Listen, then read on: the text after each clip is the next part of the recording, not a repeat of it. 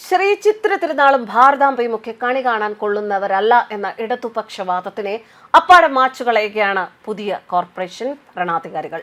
CPM നേതാവ് Arya Rajendran മേയറായിരുന്ന LDF ഭരണസമിതി corporation council ഹാളിൽ നിന്ന് ഒഴിവാക്കിയ ചിത്തിര തിരുനാൾ ബാലരാമവർമ്മയുടെ ചിത്രം തിരിച്ചെത്തിച്ചിരിക്കുകയാണ് BJP. അഴിമതിയും സ്വജനപക്ഷപാതവും കൈമുതലാക്കാത്ത ഒരു ഭരണാധികാരിയെ മാതൃകയാക്കാൻ മടിച്ചു തന്നെയാകണം വികസന പദ്ധതികൾ കൊണ്ട് കേരളത്തെ അമ്പരപ്പിച്ച ഒരു ഭരണാധികാരിയുടെ ചിത്രം ചവറ്റുകുട്ടയിൽ എറിയാനുണ്ടായ കാരണം. എന്തായാലും അത് തിരിച്ചെത്തിച്ച് ഞങ്ങൾ വികസനത്തിനൊപ്പം തന്നെയാണ് എന്ന് ഒരിക്കൽ കൂടി BJP വ്യക്തമാക്കിയിരിക്കുന്നു. ചിത്രം തിരിച്ചു സ്ഥാപിച്ചതോടെ കോർപ്പറേഷനിൽ LDF BJP തർക്കം ഉടലെടുത്തു. 4 പതിറ്റാണ്ടിന് ശേഷം CPM-ൽ നിന്ന് കോർപ്പറേഷൻ ഭരണം BJP പിടിച്ചെടുത്തതിന് പിന്നാലെ VK പ്രശാന്ത് MLA-യും BJP കൗൺസിലറായ R ശ്രീലേഖയും തമ്മിലൊരു തർക്കമുണ്ടായിരുന്നു. അതിനുശേഷം കോർപ്പറേഷനും KSRTC-യും തമ്മിൽ ഉരസലുണ്ടായി, ഇലക്ട്രിക് ബസ് വിവാദമുണ്ടായി. ഇതിനൊക്കെ തുടർച്ചയാണ് ഇപ്പോൾ ഈ ഒരു ചിത്രത്തിന്റെ പേരിലും വിവാദമുണ്ടായിരിക്കുന്നത്. മുൻപ് ചിത്രം മാറ്റിയപ്പോൾ BJP പ്രതിഷേധം ഉയർത്തിയിരുന്നു. അന്നത് മുഖവിലക്കെടുക്കാൻ LDF ഭരണസമിതി തയ്യാറായിരുന്നില്ല. ചിത്രം മുൻപ് അവിടെ ഉണ്ടായിരുന്നതാണെന്നും ഇടക്കാലത്ത് ഒഴിവാക്കപ്പെട്ട ചിത്രം തിരിച്ചുവെക്കുക മാത്രമാണ് ചെയ്തത് എന്നും മേയർ VV രാജേഷ് പറഞ്ഞു. 1940-ൽ കോർപ്പറേഷൻ രൂപീകരിച്ചതു മുതൽ മേയറുടെ ഡയസിന് പുറകിൽ സ്ഥാപിച്ചിരുന്ന ചിത്തിര തിരുനാളിന്റെ ഫോട്ടോ മുൻ LDF ഭരണസമിതിയുടെ അവസാന നാളിലാണ് നീക്കം ചെയ്തത്. BJP-യുടെ നേതൃത്വത്തിൽ പുതിയ ഭരണസമിതി അധികാരമേറ്റതിനു പിന്നാലെ ഈ ചിത്രം പുനഃസ്ഥാപിച്ചതുമായി ബന്ധപ്പെട്ടാണ് പുതിയ വിവാദം. ഫോട്ടോ മാറ്റണമെന്ന് LDF-ഉം പറ്റില്ലെന്ന് ഭരണസമിതിയും അറിയിച്ചു. ഇതോടെ അന്തരീക്ഷം കലുഷിതമായി. 2020-2025 കാലയളവിലെ ഭരണസമിതിയുടെ അവസാന കൗൺസിൽ നടത്തുന്നതിന് തൊട്ടു മുൻപാണ് ചിത്തിര തിരുനാളിന്റെ ഫോട്ടോ മാറ്റിയത്. ആ സ്ഥാനത്ത് മഹാത്മാഗാന്ധിയുടെ ചിത്രം സ്ഥാപിക്കുകയും ചെയ്തു. അന്ന് BJP പ്രതിഷേധം ഉയർത്തിയെങ്കിലും ചിത്തിര തിരുനാളിന്റെ ഫോട്ടോ പഴയ സ്ഥാനത്ത് സ്ഥാപിക്കാൻ LDF ഭരണസമിതി തയ്യാറായില്ല. BJP നേതൃത്വത്തിൽ പുതിയ ഭരണസമിതി അധികാരത്തിലെത്തിയതിനു പിന്നാലെ ഗാന്ധിജിയുടെയും ചിത്തിര തിരുനാളിന്റെയും ചിത്രങ്ങൾ അടുത്തടുത്തായി സ്ഥാപിക്കുകയായിരുന്നു. തിരുവിതാംകൂറിലെ അവസാനത്തെ മഹാരാജാവായിരുന്ന ശ്രീ ചിത്തിര തിരുനാൾ ബാലരാമവർമ്മ തിരുവിതാംകൂർ വ്യവസായവൽക്കരണത്തിന്റെ പിതാവ് എന്നാണ് അറിയപ്പെടുന്നത്. 1912 നവംബർ 7-ന് തിരുവിതാംകൂറിലെ ഇളയ മഹാറാണി സേതു പാർവതി ഭായിയുടെയും ശ്രീ പൂരംനാൾ രവിവർമ്മ കൊച്ചുകോയി തമ്പുരാന്റെ മകനായി ജനിച്ചു.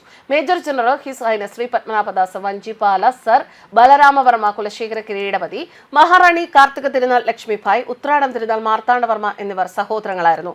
തിരുവിതാംകൂർ മഹാരാജാക്കന്മാർ ശ്രീ പത്മനാഭദാസന്മാർ കുലദൈവമായ ശ്രീ പത്മനാഭന് വേണ്ടി രാജ്യഭാരം നടത്തുന്നു എന്നാണ് സങ്കല്പം. കവടിയാർ കൊട്ടാരമായിരുന്നു ശ്രീചിത്ര തിരുനാളിന്റെ വസതി. ചരിത്രം തിരുത്തിയ പരിഷ്കാരങ്ങളും വികസന പദ്ധതികളുമായി 2 പതിറ്റാണ്ടോളം ജനകീയനായി വാണ മഹാരാജാവ് അദ്ദേഹത്തിന്റെ പേരിൽ സ്ഥാപിതമായ തിരുവനന്തപുരം ശ്രീചിത്ര ഇൻസ്റ്റിറ്റ്യൂട്ടിലാണ് 1991 ജൂലൈ 20-ന് അന്ത്യശ്വാസം വലിച്ചത്. രാജ്യഭരണത്തിൽ നിന്ന് ജനാധിപത്യ വാഴ്ചയിലേക്കുള്ള വഴിമാറ്റമടക്കം കേരള ചരിത്രത്തിന്റെ പരിവർത്തന കാലഘട്ടത്തിന്റെ ശ്രദ്ധയും വിധേയനുമായിരുന്നു ശ്രീചിത്ര തിരുനാൾ. ശ്രീമൂലംനാൾ മഹാരാജാവിന്റെ പിൻഗാമി 12-ാം വയസ്സിലാണ് രാജഭാരം രാജാവിനെ തേടിയെത്തുന്നത്.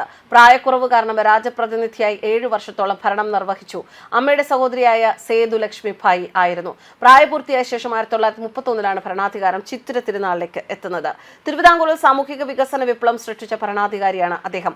ഹിന്ദുക്കളായ എല്ലാവർക്കും ക്ഷേത്രങ്ങളിൽ പ്രവേശനം അനുവദിച്ചുള്ള ക്ഷേത്രപ്രവേശന വിളംബരം രാജ്യമാകെ ശ്രദ്ധ നേടി.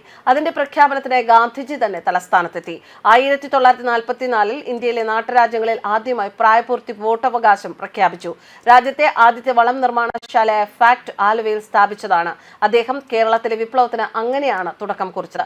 ആദ്യ ഫൈബർ പ്ലാന്റായ ട്രാവൻകൂർ റയോൺസ്, രാജ്യത്തെ ആദ്യത്തെ അലുമിനിയം കേബിൾ പ്ലാന്റായ കുണ്ട്ര അലൻഡ്, ആദ്യ ടൈറ്റാനിയം ഡയോക്സൈഡ് പ്ലാന്റായ ട്രാവൻകൂർ ടൈറ്റാനിയം, കോട്ടയത്തെ ട്രാവൻകൂർ സിമന്റ്സ് തുടങ്ങിയവയും അദ്ദേഹം സ്ഥാപിച്ചു. പള്ളിവാസൽ ജലവൈദ്യുത പദ്ധതിക്കും തുടക്കം കുറിച്ചത് അദ്ദേഹമാണ്.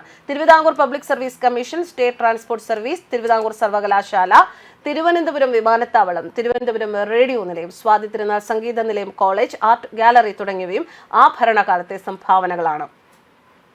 1949-ൽ തിരുവിതാംകൂർ ഇന്ത്യൻ യൂണിയനിൽ ലയിപ്പിച്ചതോടെ രാജപദവി ഒഴിഞ്ഞ് അദ്ദേഹം രാജപ്രമുഖനായി ഇന്ത്യ റിപ്പബ്ലിക് ആകും വരെ തുടർന്നു. സ്വതന്ത്ര ഇന്ത്യയിലെ ടെറ്റ്ലാർ മഹാരാജാവായിരുന്ന ചിത്തിര തിരുനാളിന്റെ മരണാനന്തരം ഇന്ത്യ ഗവൺമെന്റ് അദ്ദേഹത്തോടുള്ള ആദരസൂചകമായി 1991 നവംബർ 6-ന് ഒരു സ്റ്റാമ്പ് പുറത്തിറക്കി ബഹുമാനിച്ചു. ഇത്രയൊക്കെയുള്ള ഒരു ഭരണാധികാരിയെ എങ്ങനെയാണ് ഇടതുപക്ഷം ആദരിക്കുക, ബഹുമാനിക്കുക?